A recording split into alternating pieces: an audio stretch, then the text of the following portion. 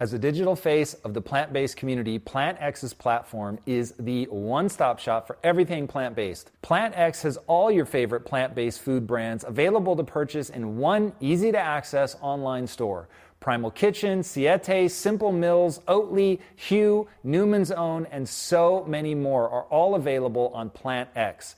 You can even navigate the PlantX website based on your specific dietary preferences, whether you're looking for gluten-free, keto-friendly, paleo-friendly, nut-free, sugar-free. You can easily access all of your must-have products with one simple click on PlantX.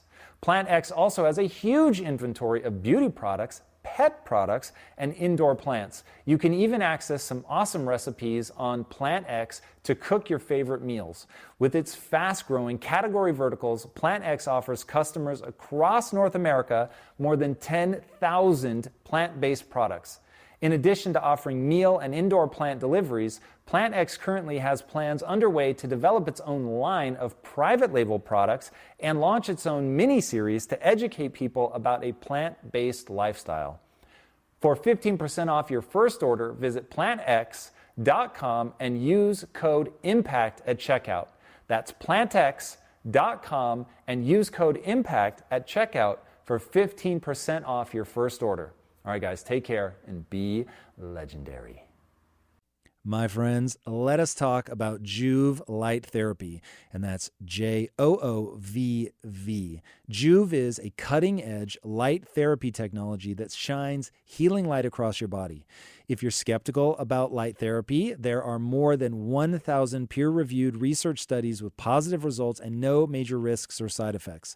Light therapy has shown excellent results for enhancing recovery, improving skin health, sleep optimization, inflammation reduction, improved blood circulation, and improved mental acuity. It's pretty amazing how red light can stimulate the cells in your body to produce more energy, which gives your body the fuel it needs to function properly. Joovv makes high-quality devices, and all of their devices are third-party tested for safety, quality, and performance. They also make several different sizes from full body to handheld. The full body Joovv Elite allows you to shine as much healthy light on your body in a single session as possible.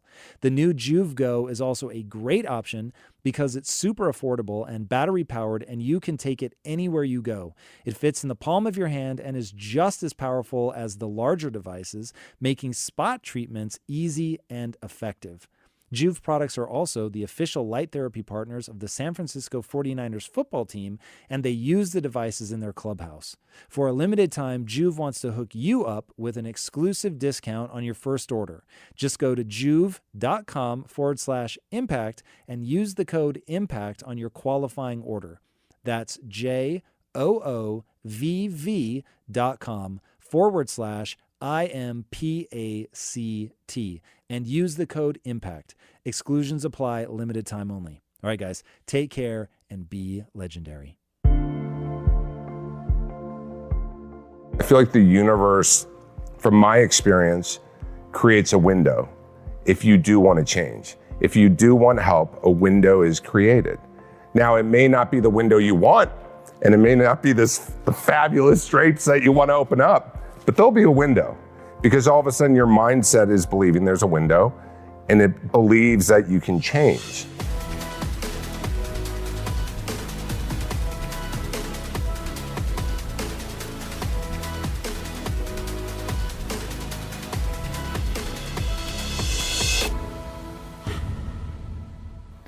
Hey everybody, welcome to another episode of Impact Theory. I am here with the incredible Coach Mike Bayer. Coach Mike, welcome to the show. Tom, thanks for having me. Dude, I'm super excited. So first of all, I was on your show first. You were. So we've got some history. We do. And now we're gonna dive into your new book, One Decision, which I think at its core has a really powerful tactic for people to reframe their life, to get people into what one decision is and how they can leverage it. Give us your definition of one decision. Sure. So, and my name's Mike Bayer, but people call me Coach Mike. But when I came out of the womb, the coach wasn't there. But, basically one decision, it all comes down to one decision to change our life. That's it. What all comes down to one decision? Any change. Like your happiness though? Well, so I spent years working with drug addicts, alcoholics, people with psychiatric disorders, and years. And I own a treatment center. And why do certain people change and get well, and why do certain people not get well? And really what it comes down to is making one decision, which is followed up by a bunch of other decisions. But everything is kind of one decision away. Now it's what decisions matter, what decisions not matter. There's 35,000 decisions we make a day. So I wanted to write something this time around that was all geared around making it really simple and not overwhelming for someone. And if they were to get through the book, that by the end of it, they can just make one decision that improves their life. Now, in the book, you put a really fine point on sort of what the big one decision is Right. that you're pushing people to make. Right. Is that one big one? The big one is figuring out who you are and being yourself. You know, in my last book, Best Self, my best self's a wizard. So, you know, it's really identifying who someone is at their core. And starting from that place, it can be really confusing for all of us as we get to unpack and know ourselves a bit more. Who we are is confusing. Who we are. In your mind, do we design who we are, or is this a discovery process? Well, I think everyone's different. So I think it's always a discovery process, but I think we have to define moments in our life. You know, that's kind of a helpful framework, is to figure out what are the times in our life when we felt completely connected and in the moment. When did we feel like we were rooted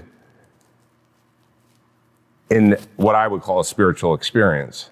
That wasn't outcome-based, that wasn't based upon making a bunch of money, but was based about being in this beautiful moment and going, gosh, I'm exactly where I need to be and this is who I am.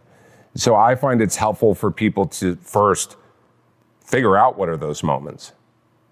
And that starts to create a framework for someone realizing, okay, those moments, I can kind of describe who I am. So going through the book, one of the things I found most interesting is the blending of this is a process of discovery, and now you're in the driver's seat. Once you begin to develop that awareness, now we can begin to sort of shift our force. Yes. You are the king of acronyms. I love an acronym. Yes, you do. And you use them to very good effect. And by the way, the FORCE acronym, I think, is incredible and makes up a huge part of what makes the book work. But before we define FORCE, I just want to get into this idea of you could be sort of seeing the world one way. You talk a lot about perspective, and your perspective is going to define your life. And I love that idea. Help people understand that more. How and what is your perspective, or a perspective, and how does it so color our experience? Right. So any situation or problem in our life today, we have a perception of the problem. And sometimes that perception has been circling around since we were a little kid. It just all kind of goes back. But every day we have a hint of looking at it through a certain lens, because our childhood makes up how we feel and look through the world today, unless we go back and we go, okay, what do I need to change or shift because that's not authentically who I am? And so that perception that isn't working for us, we often go, God, I hate it when I think that way, or I wish I wouldn't have said that, or that doesn't feel like me.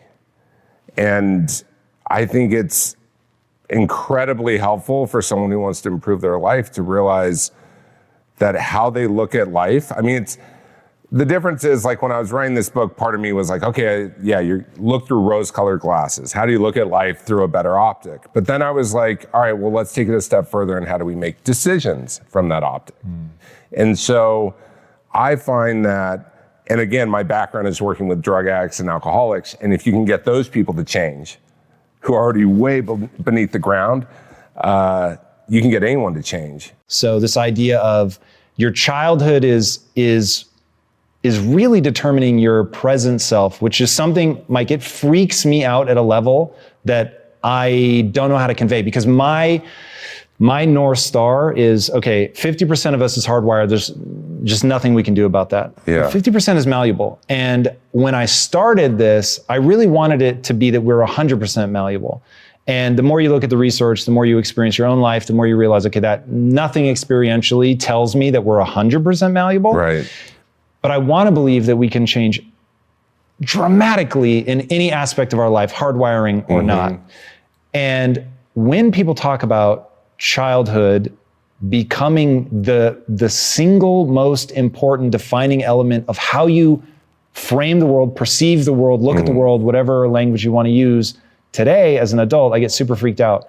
So one, walk me through trauma, how it sort of locks itself in, and how do we begin to untangle that in adulthood? Well, I mean, I think the first step is awareness. And why are we doing what we're doing, or why we think the way we're thinking, and what's working for us and what's not working for us. How do you help people gain that? Because this is an area you're freakishly good at. Well, I love assessments. I just think unless you know where you're starting from, you have no idea where you're going. So everything I write has assessments in it because someone needs to assess their life and they have to be motivated to change it. I find that I work with a lot of people who are unhappy with one area of their life when really it's another area of their life they need to improve, or they just don't want to, they're not motivated to change it. So what are some of the core assessments you walk people through? One is the spheres. So it stands for like social, personal health, education, relationships, employment, and spiritual development. And someone can just rate from 1 to 10, how happy or content or whatever it is for them they are in that area of their life, and it just assesses a starting spot and looking at what number is lowest, and then going, all right, do I want to change it? Am I okay with it? Because people will often say, oh, I'm so unhappy with, my job. But really what they may be unhappy with is their spiritual development. But they haven't thought of that. Until you ask the question, people often don't think about it. They just focus on the problem. But you're right. I mean, it can be a bit overwhelming. I've done so much. Listen, I'm the guy who's been on probably every psychiatric medication. I'm a recovering drug addict. I was a meth addict. I've worked with all sorts of different people for the past 18 plus years. And I can tell you that we all have a story. And we all have a story we have to shake. Just like you have a story, you had a story, you changed your story, the part that was malleable. And now here we are on impact theory. Now, if you didn't change the story, it would have just taken a different road. Not to say it was so much better or worse, but it wasn't more in alignment with who you are. Awareness is big. And when I think about people having any sort of breakthrough in their life, you need that moment. Do you think that as somebody who struggled with addiction, did you get a key insight around awareness and what you call that window? Awareness of what? Like getting well? Yeah, so the window to me, hearing you describe it, in fact, tell people what the window is, because I've never heard anybody refer to it like that. And I think it's the single most powerful insight as to why people don't get help, even though they've hit rock bottom over and over and over. Tell people what the window is, and then I'll... Well, we all get windows to change. There's always opportunities. Which is the moment of willingness. The moment of willingness and the moment of trusting the universe. People talk about rock bottom. I mean, that's just a moment. You could always go lower in your rock bottom. You could lose a limb. You could, it's just, to me, a rock bottom is a moment of being spiritually deflated, defeated, essentially hating your life. But it can always go a bit lower. But there's always a window. I feel like the universe, from my experience, creates a window if you do want to change. If you do want help, a window is created. Now, it may not be the window you want, and it may not be the fabulous drapes that you want to open up, but there'll be a window, because all of a sudden your mindset is believing there's a window, and it believes that you can change. And I just think there's always that opening. Now, the opening may shut. Talk to me about the window that you experienced. In fact, one thing I haven't heard, talk to me about a window in your drug use period that you ignored, and then walk us through the window that you ended up finally going through. So, part of my story is, I'm gay, and being gay wasn't easy for me. I didn't know what it was. Where'd you grow up? Orange County. What year? high school graduation, roughly? Graduated in 99. Okay. I went to Mater Dei High School, which is a big, like, sets you up for collegiate basketball. I was captain of the team. I went with the homecoming queen.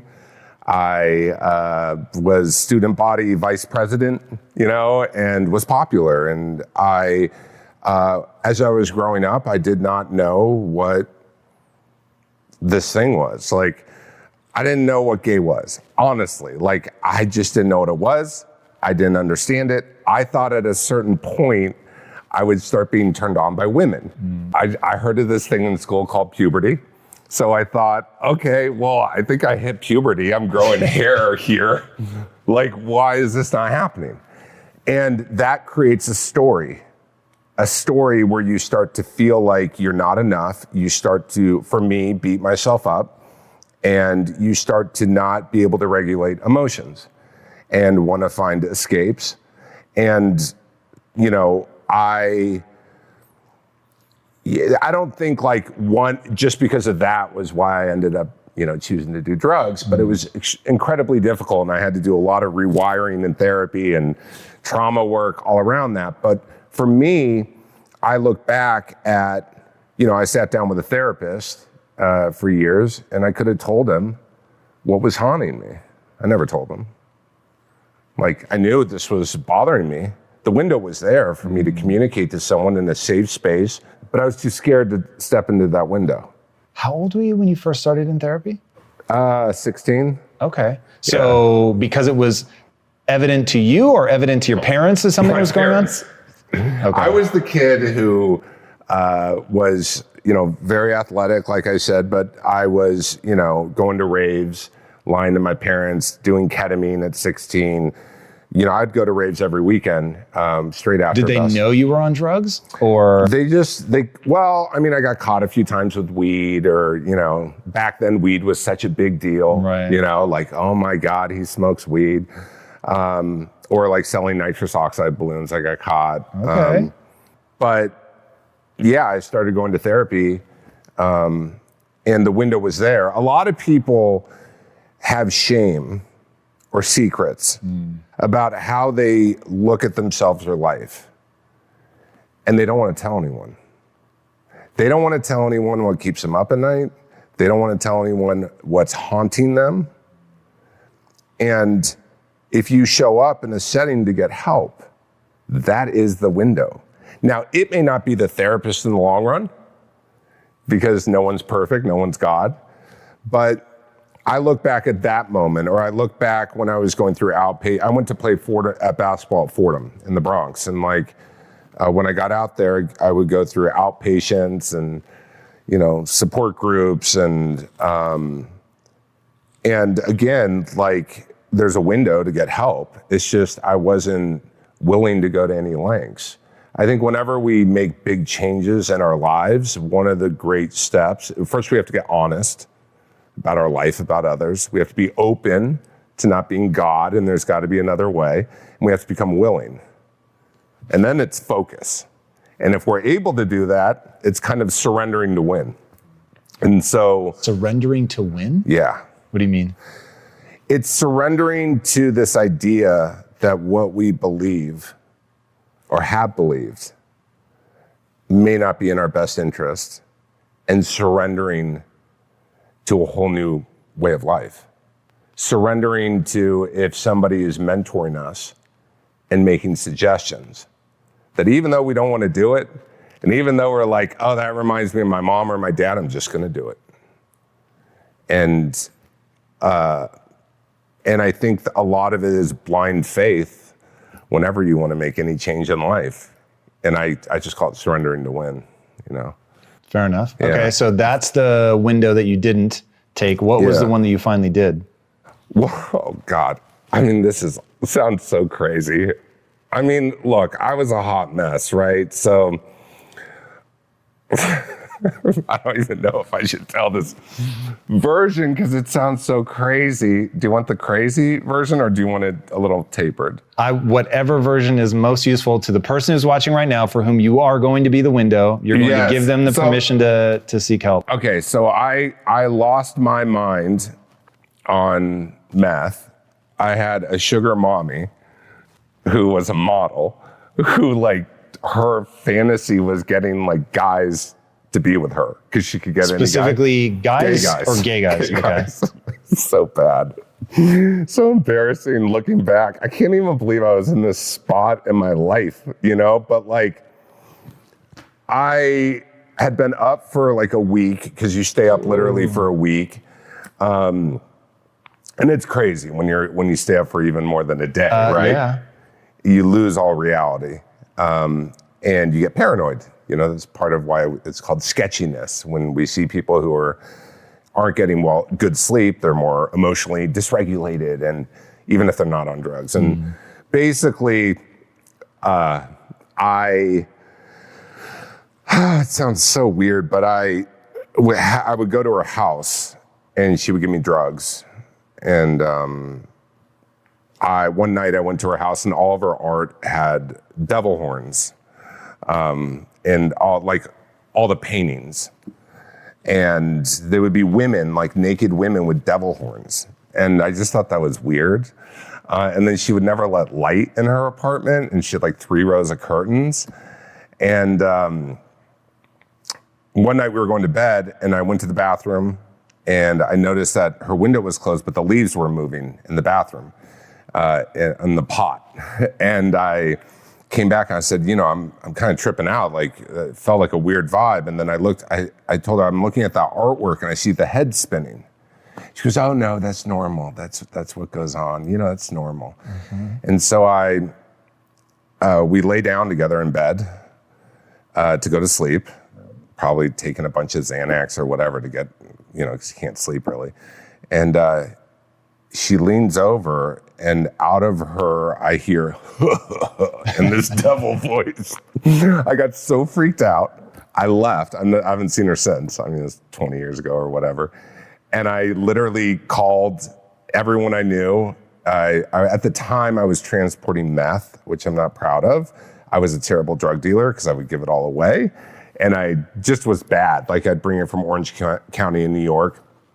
But I would give it, like, I literally put stickers on the plastic bags. It wasn't like I was like made to be a drug dealer. Right. I just like wanted everyone to party with me. And I went home, I threw away all the drugs I had, and then I made a phone call. And shortly after, I went to treatment, and I went to a place in Minnesota, and I thought I was going for a month. And then they recommended I stay for another 4 months. So I stayed another 4 months, and then I went to sober living for 5 months. And then I worked in coffee shops in the YMCA, and my family no longer was financially supporting me, so I had to get scholarships.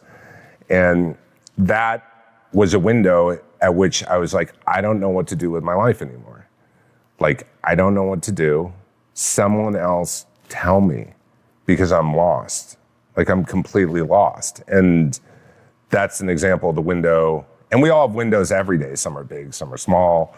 But that was a window that changed my life. And shortly after that, I became a counselor and I did interventions. And was there a key thing that you learned in that window that allowed you to stick with this? Because like you said, at some point it just becomes about focus, but you know, recidivism rates for drug use is so high unless the trauma has been processed.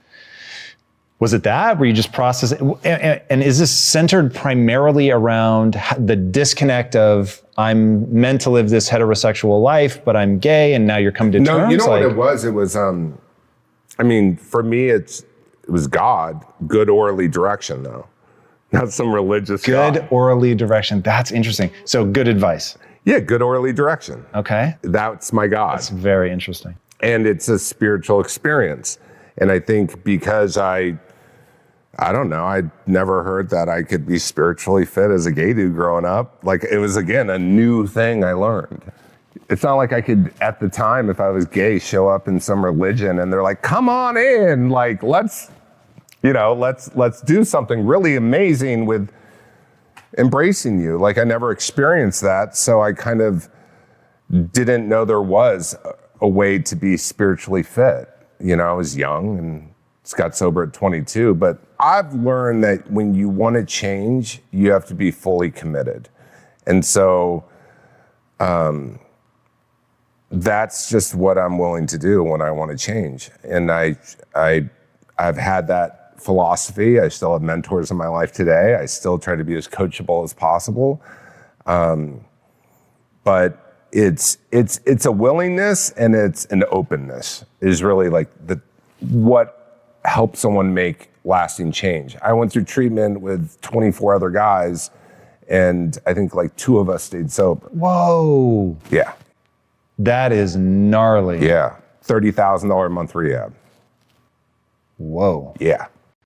Listen up, guys. It is almost shorts weather, but if you're worried about being comfortable as you transition into shorts for the warm weather, you absolutely need to pick up a pair of Tommy John's hammock pouch underwear.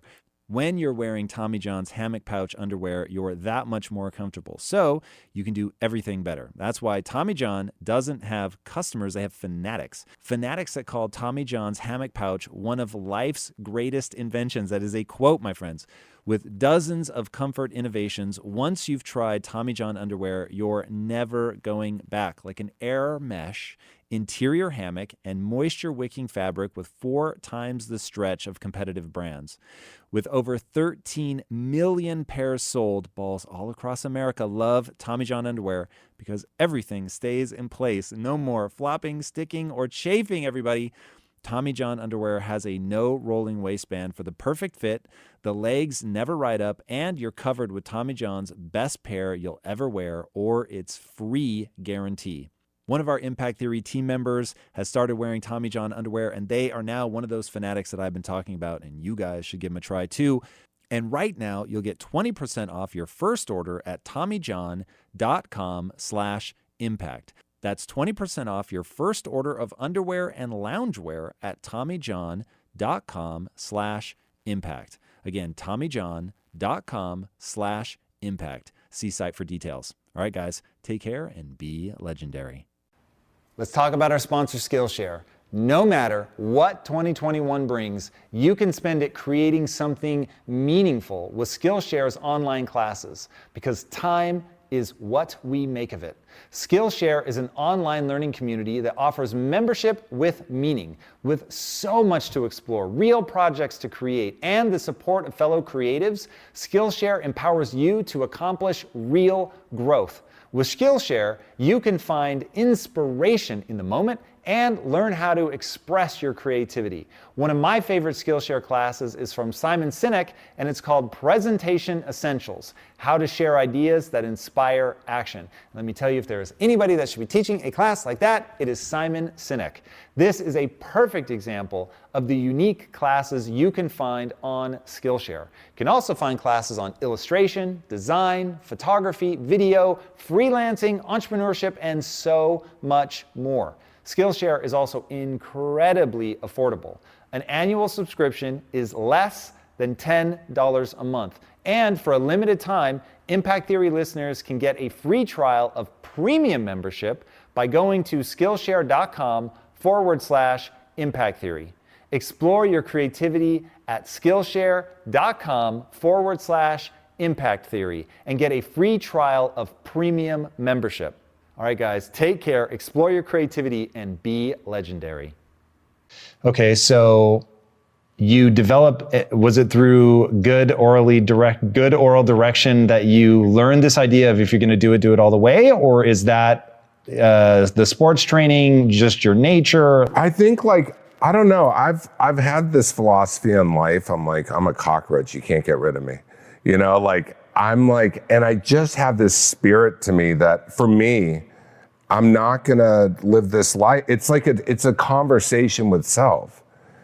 And it's a willingness to learn. Like when I was in treatment, I had a notepad with a pen, and I'm taking notes of every speaker and what they have to say, because if I want to change, I need to be fully committed. There's a saying in AA, it's half measures avail nothing. And it basically means you can't half-ass something. You can't half-ass sobriety. And to me, it's kind of a life or death situation. They say you either end up in a jail, which is, the jails and prisons are just the rates of people where it's drug, crimes. And so for me, I was like, I'm going to shake this thing up. I'm not going down, and the counselors didn't think I was going to stay sober, but Did they think that because they're so used to class after class of 24 people reduces down to 2? Or was there actually something in you at that time that made you more likely to fail? I think because I'm ambitious. And I think that, And they thought that was a dangerous. I find that in treatment, as part of the reason I created my own center, was it's kind of like you're an addict, you're always an addict, you have a disease, you get a sober job, and then you do the basics, and it's not an environment that's like, yeah, go. The counselors are underpaid. The first job I got offered as a counselor to move outside of Washington was $28,000 a year for me to go live in some youth rehab. That's that industry. It's not an industry where they're like, let's get you sober and let's go freaking make it. It's not that. And so if you have that excitement and that drive, I think it's just different. That's really interesting. So having your own center, because I share that with you, I'm wildly ambitious. Whenever people bring up like, trauma, you're a workaholic, something like that. And I stop and reflect. I'm like, is this an addictive behavior in my life?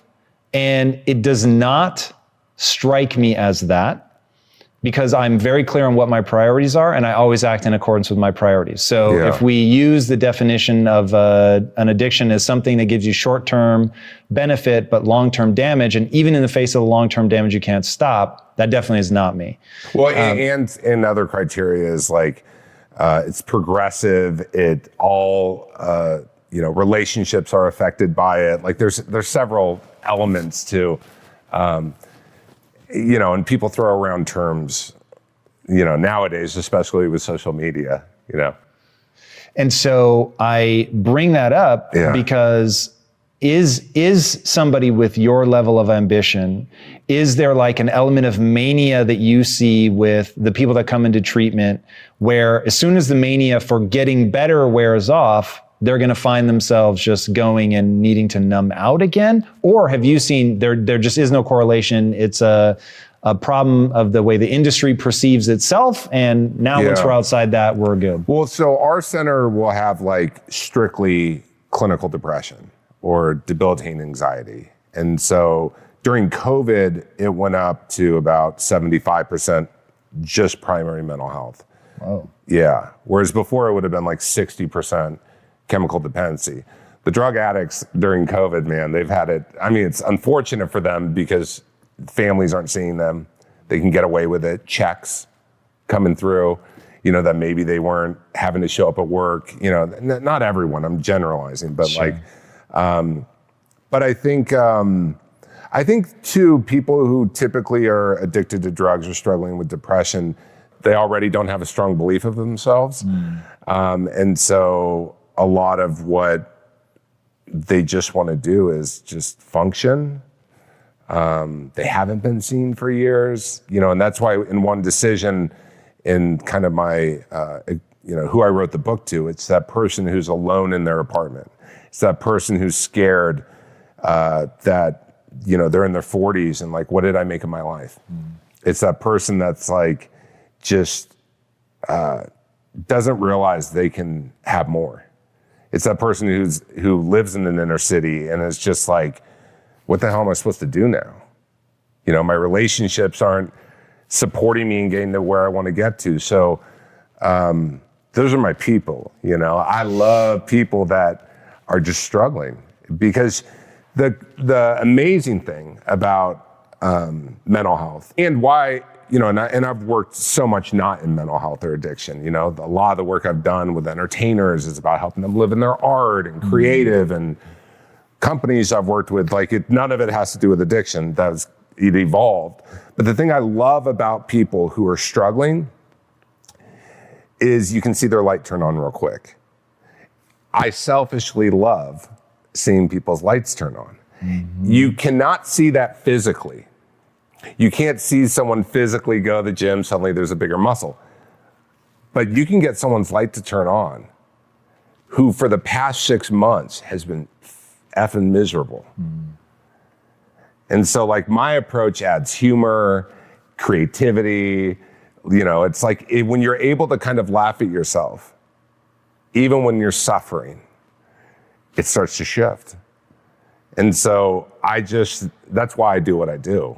I just love helping people turn their lights on and start to navigate life from that. So like, that's like the one decision is, how do I help them turn the light on? It's very tough with a book. I write as if I'm somebody's life coach. I write as if I'm working with someone. And I'm very grateful now. I get to do it on Dr. Phil and everything is I never thought I would be doing this type of work in this scale, but I'm grateful. All right, so let's start putting some of these pieces together, and then we're going to get into the 4 O's and force, and we'll give people the specifics that they need to make this work. But okay, so the one decision is authenticity. You've got to decide that you're going to be yourself. So you're not living a sort of fractured life. You're not hiding. This isn't a world of secrets. Like, you're now going to be able to process through things because you're not hiding under a bunch of bullshit. So that's step 1.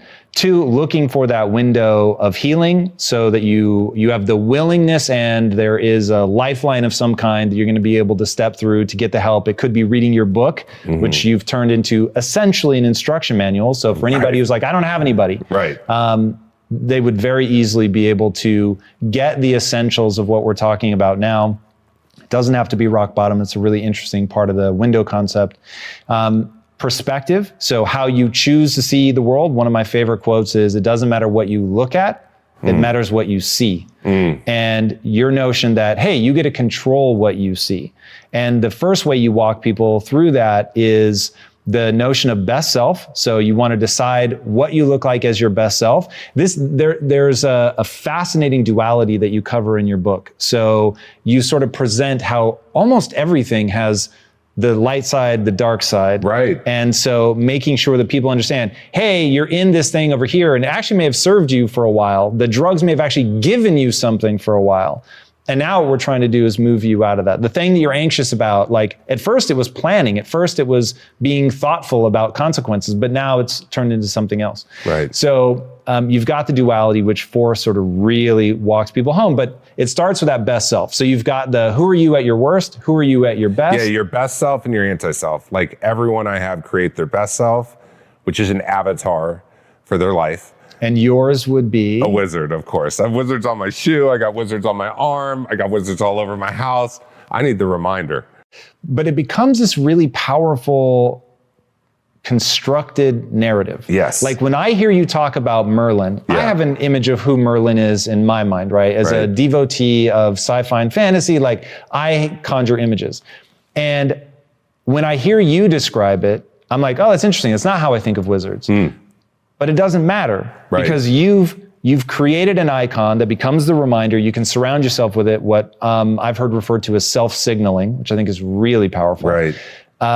Tell us what Merlin means to you. Yeah, so our parents give us names, and then, but at a spiritual level, I use spirit as like, the energy inside of us, the light that turns on, gets us in the moment, gets us fired up, It reminds me of like your wife, Lisa, when she listens to music and she's belting it out. And for me, it's my best self is wise, compassionate, fun, in the moment, fearless, driven, compassionate, and doesn't really get resentful or bitter or like can always show up. And the reason why I created Best Self, and my best self's a wizard named Merlin, is a reminder when I'm going into something stressful. So when we aren't our best selves, besides like getting lack of sleep or all of the, the basics, is stressful situations, stuff that we need to perform for. It could be a job interview. It could be like before I came out here, I looked in myself in the mirror and I said, be yourself, be your best self. I say that to myself because I know that you have a huge reach and I want to make sure I'm being authentic. And what it does is allows one to let go of the outcome. So sometimes I'll hear people go into business meetings and go, God, I should have done this or that. Well, you can let go of it if you were just showing up authentically. So it's a good reminder. And then I like people to create their anti-self, that part of them that's currently getting in the way in their life. So that they'll recognize it more readily? Recognize it, have a understanding of it, and it's kind of funny.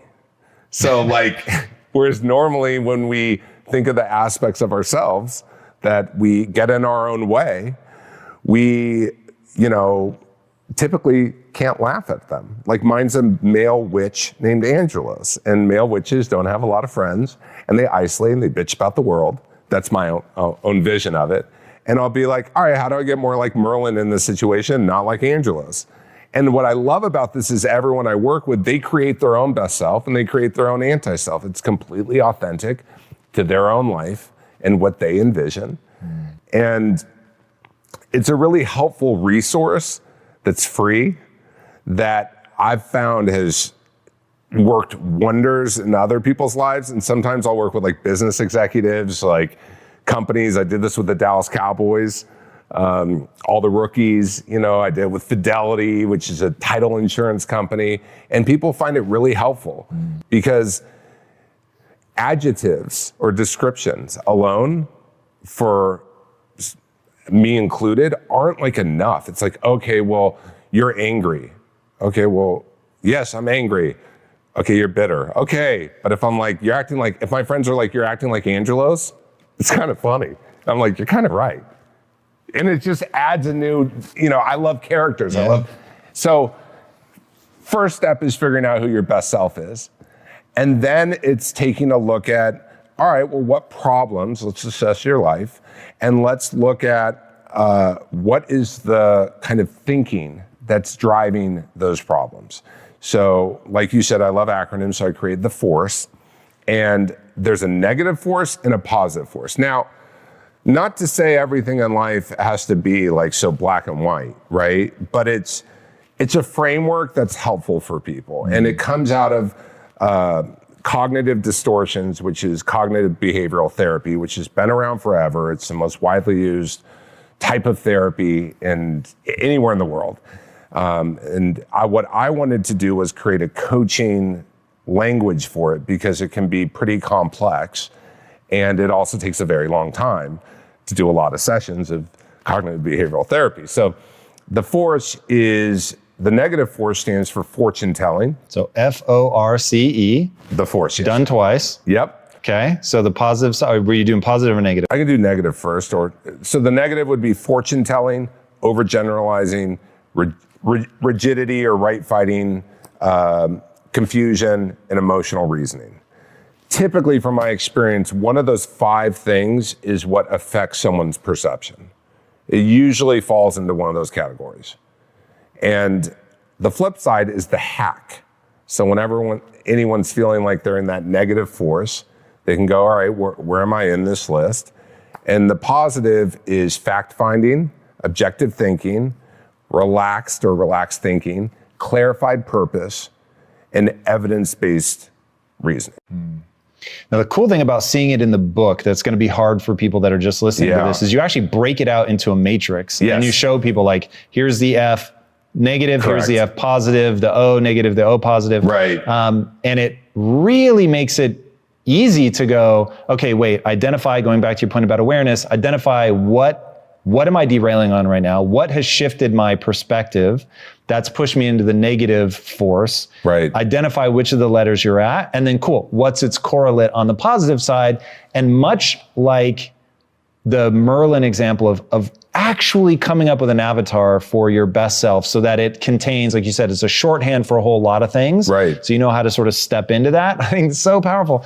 When you have that matrix in your mind, you're able to go, oh, okay, this is a C problem. Boom. I'm going to jump from the negative C to the positive C. Oh man, I'm totally in emotional reasoning. I need to move over to fact-based. Yeah. Or evidence-based, because it's an E. Yeah.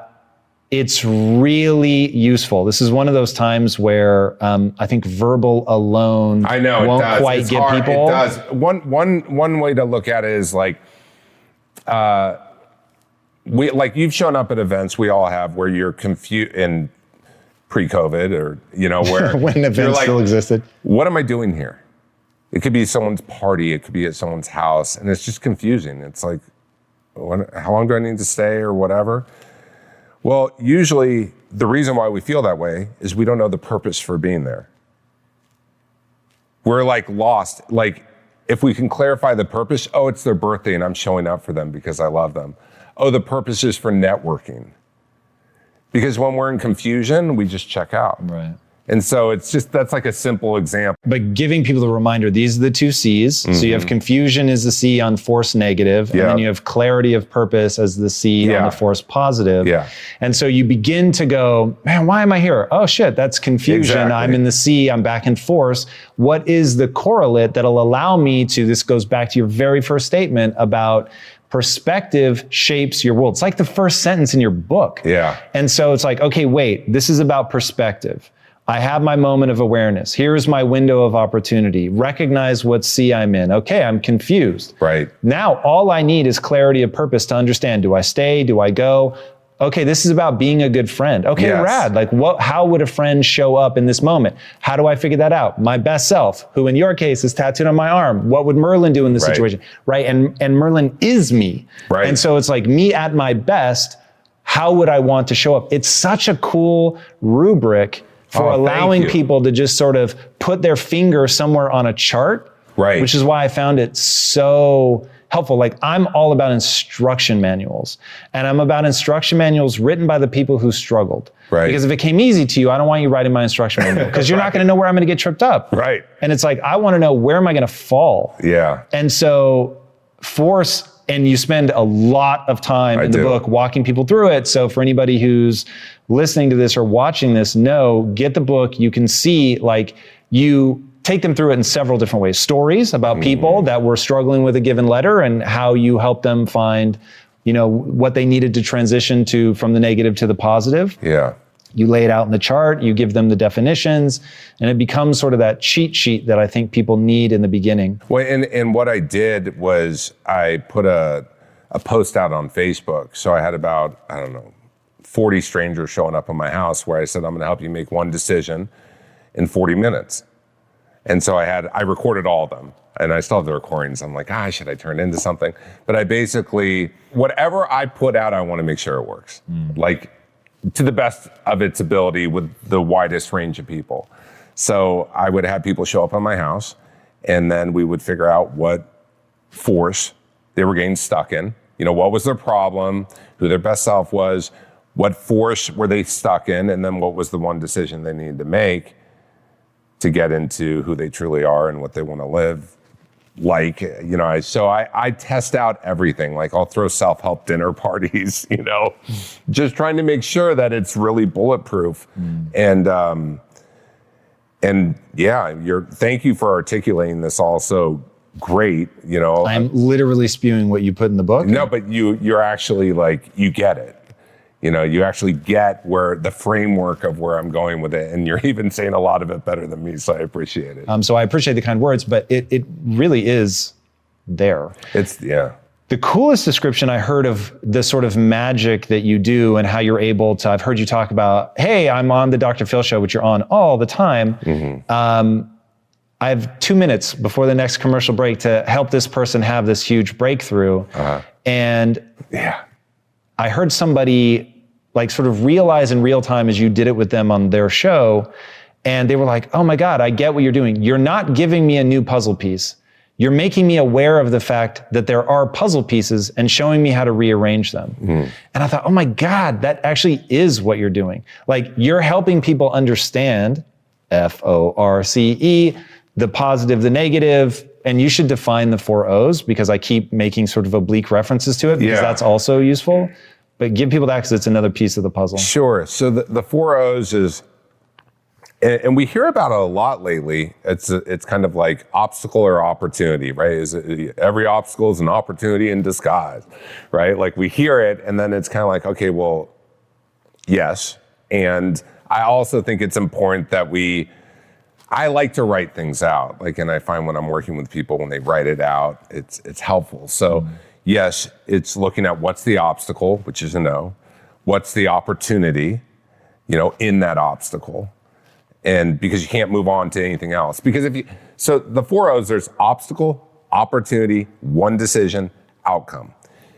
When we make a decision from an obstacle mindset, we aren't going to be aligned with who we really are. And we're probably at the end not going to get the outcome that we're going to be acceptable with, because we may look back and be like, why did I do that? That's not, I should have said it differently.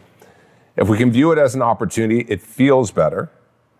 It's more in alignment with who we are. We make the one decision and we can let go of the outcome.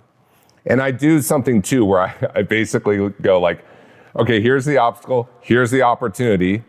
The no's is one decision. If you make it from an obstacle, it's unhappy. Universe decided, unhappy, that's a U. If you make it from an opportunity mindset, universe is happier because it's who you are. I do that more with like kids and younger people so they can start to learn. But that is the 4 O's. It's obstacle, opportunity, one decision, outcome. How do you get people to see obstacles as opportunities? Depends who it is. So it really... Give me one without saying who they are, but people love celebrities. Yes. Give me one from a celebrity client you worked with where it was like all they could see was the obstacle.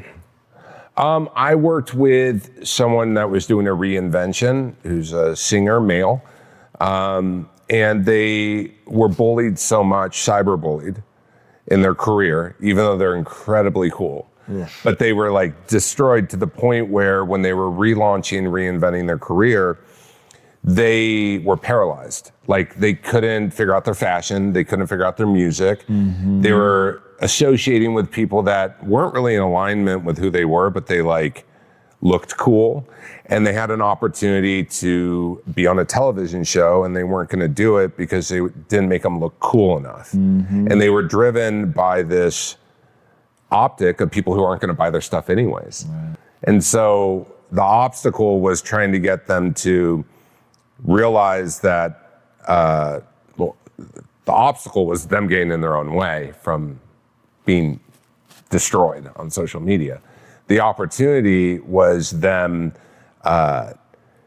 looking at the opportunities in front of them and realizing what's important to them and that they were capable and that they could have a different experience and that the most important thing was who they are and the relationships in their life. And long story short, they made one decision to do the show and their social friends changed. Everything got better and it relaunched their career. They won a VMA, everything kind of rebounded. But, and I put that in my first book, Best Self, and it's every story in any of my books are real. Like I'm so committed that everything has to be real that like I even will send it to the people who the stories are about, even if I change their names.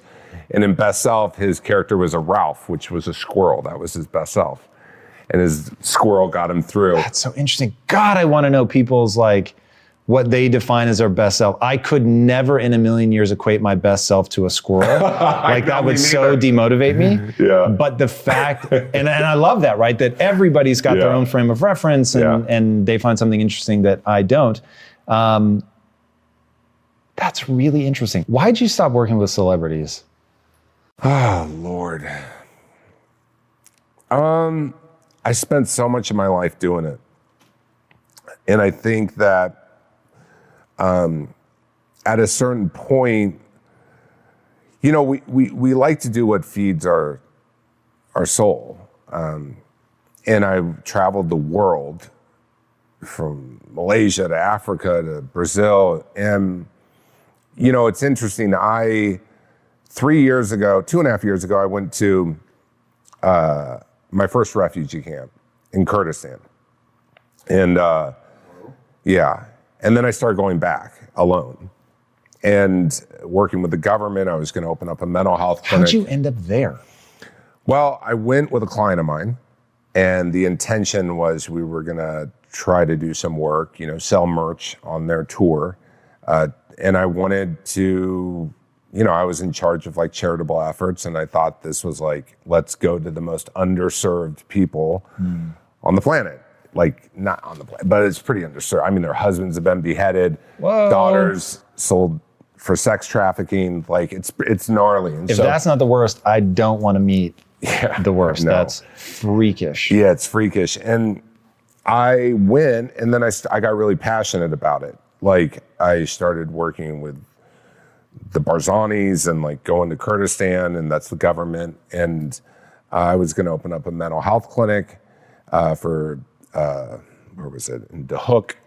And I was so obsessed with it. When I work with talent, I get obsessed with working with the talent. Like I'll write and I'll create, and I've helped them create tour concepts and living in their art and how they express themselves. I love it, right? I can play in that all day. And I went to Kurdistan, and it was just awful. And they have no therapy, none. Like there's no therapy. These women have been moved from their homes in Syria. They're now in a refugee camp with nothing, with kids. Some of them aren't with them anymore. Her husband's dead. And I was like, God, these people, how can I create some hope for them? And then I flew back to LA, and I thought that I could rally all my friends and people I'd worked with to support mental health clinics in Kurdistan. What I found is publicists and a lot of people in Hollywood aren't really interested in helping people in Kurdistan, Iraq. And so I had this moment where I was like, why am I trying to get famous people to do what I want to do? How cool would it be if I became my own vehicle?